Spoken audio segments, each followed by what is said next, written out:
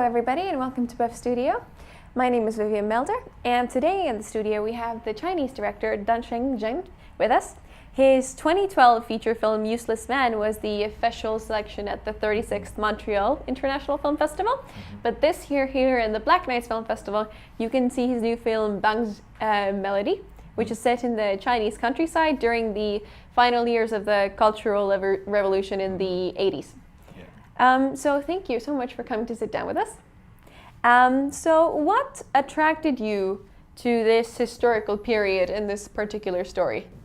Because in early 1980s, so many heavy events happened, which influenced Chinese people a lot and deeply. So after 35 to 40 years, I don't think we could forget that special period. So I'm deadly to tell a story reflecting, some specific period, but very humble people's life.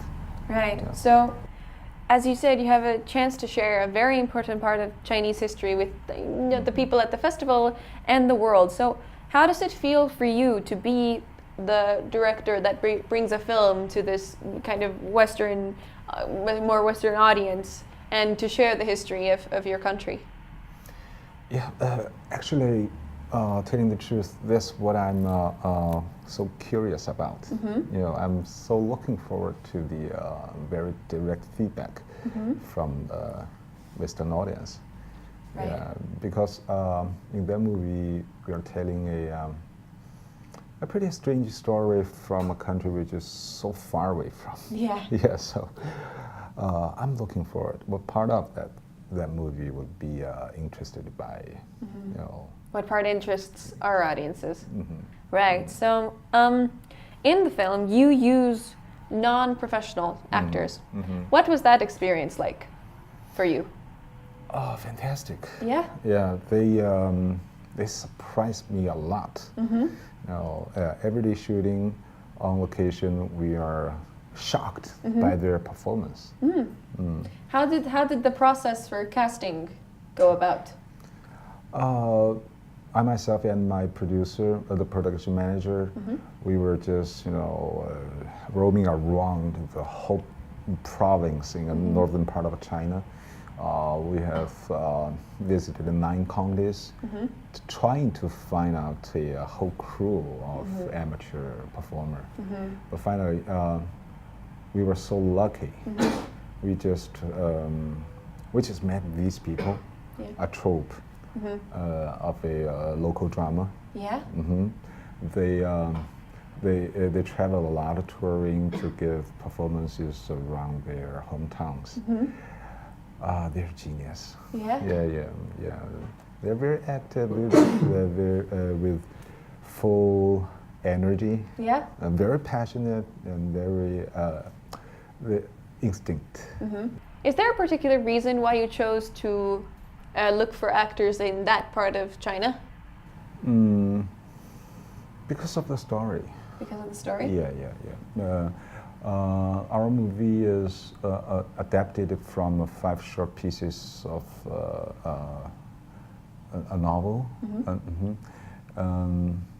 All these stories describe the very local, the very low level farmer's life in their part of China.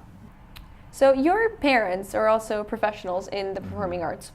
How has your upbringing, do you think, affected you as a film director, working with these non-professional actors? Do you feel that that has kind of played into how you work as a director?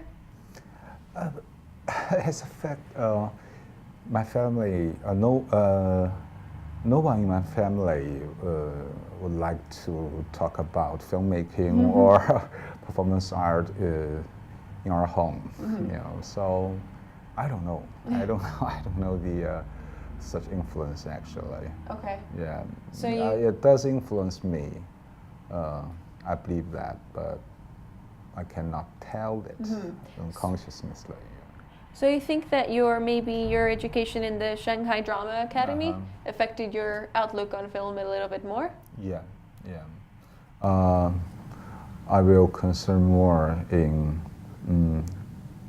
dramatic energy in a story, and I will give the priority to the human condition.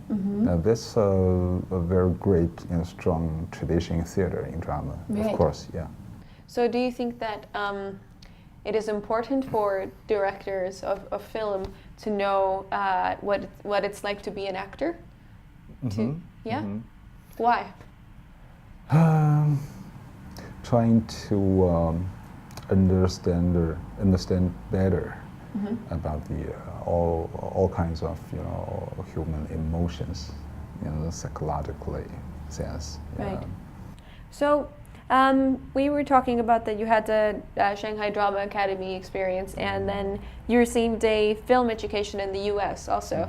So what would you say that some of the main differences are in the methodology of filmmaking in China versus filmmaking in the U.S., or teaching methods, or what would you say?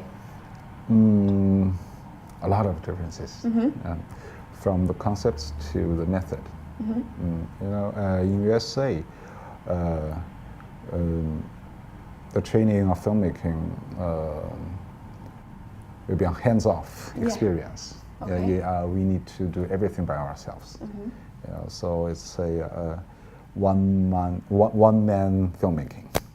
We did everything: shooting, editing, sound, mixing, and everything. But in China, it has a